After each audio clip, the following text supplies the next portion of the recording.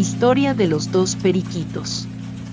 Era una tarde gris, la lluvia caía fuerte y todo el parque quedó vacío.